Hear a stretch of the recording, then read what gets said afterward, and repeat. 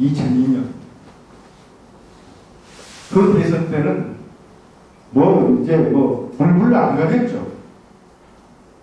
그 대표적인 게 그거죠.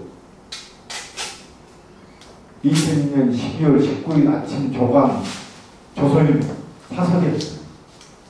그 전날 일어났던 게 뭐였죠?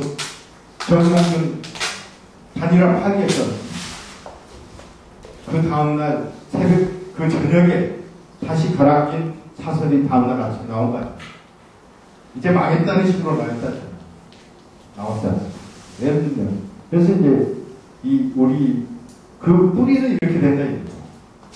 그런데 그 과정 하나하나를 보다 보니까 이제 그 전에는 과정 상태에서 시장이 커지는 그걸 가져왔는 거예요.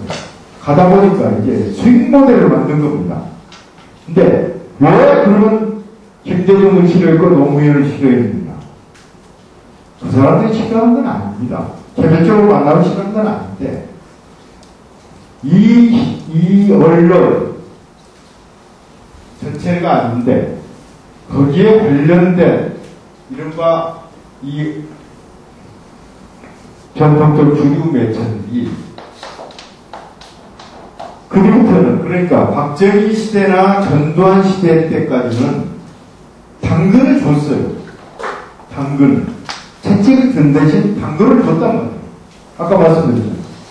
박정희 시대 때는 새로운 신문이 나올 수 없게 만들어 시장을 커가는. 그러니까 거기서 같이 그러면서 경영 다각화를 지원을 해주고 코리아나우트에서 오는데 차원을 대주고 예를 들면 그런 식으로 해줬다. 또 전두환 때는 똑같았습니다. 세제 지원을 해주고 언론인들 혜택을 많이 주고 또 신문사마다 그때는 조속간이 해가지고 신문을 다 줄여버렸잖아요. 방송도 줄여버리고 일도일사 해가지고 그러니까 그 채찍을 더 강하게 든 대신 당근을 더 많이 줬다고. 그런데 87년 이후에 채찍을 들 수도 없고 당근을 줄 수도 없게 됐다는 거예요. 당근을 어떻게 줍니까? 줄 방법이 없어요. 이제 민주화된 이후에. 그런데 당근 대신 경쟁만 치열해진 거 아닙니까? 새로운 신문들이, 새로운 방송들이 막 나오니까 자기 걸 빼앗기지 않기 위해서는 싸워야 됐단 말이에요. 그래서 김영삼 대통령은 물론 이제 자기가 그런 호혜를 받았지만은 그럼에도 불구하고 왜 그런 세무조사를 했을까? 공표는 안 했습니다. 주머니에다가 넣고 있었어요.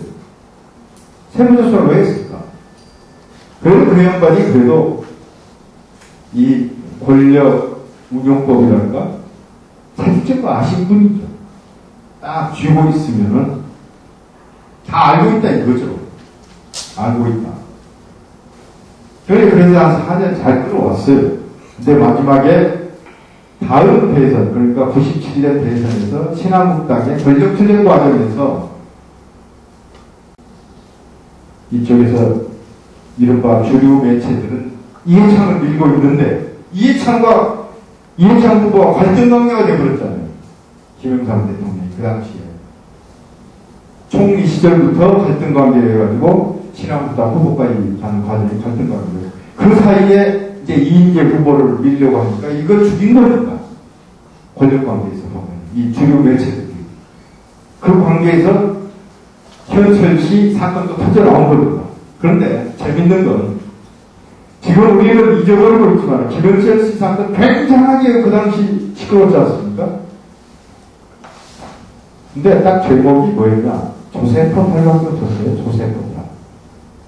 조세포탈밖에 마지막으로 나온 건 조세포탈밖에 없었습니다. 그 시끄러웠는데 그런데 그 과정에서 YS는 아주 완전히 개차반이 되어버렸잖아요. 그래서 이제 당근도 못 주고 채찍도 때릴 수 없는데 유일한 채찍이 이제 남아있었던 게 YS가 생각한 게 세무조사였던 거죠. 니들 내가 안다. 세무조사는 대단한 겁니다. 검찰도 이렇다면 국세청하고는 갈등을 안 일으키는 겁니다. 여가는 세무서 관련 세무서원들과 뭐 여가는 특별하게 자체적으로 감찰인 것도 하지 않느나 국세청에서 하지 않느나 잡아가는 법이 별로 없습니다. 뭐 이제 뇌물을 뭐 세관 이런 게 이렇게 드러나는 거에는 결정적이고 큰 것. 예를 들면 한상열입니까? 미국 거주하나요? 그래서 이제 국세청에 이제 조사국이 있잖아요. 조사국, 미국 상국 거인데 돈이 움직이는 곳에 정보가 따라가는 거예요. 그렇기 때문에 돈이 움직이는 곳에 정보가 가고 사람이 움직이고 거기에 이제 새로운 구조가 생기기 때문에 그걸 제일 중심에서 들여다보는 것이 국세청이라고 생각을 하고 있죠. 국세청.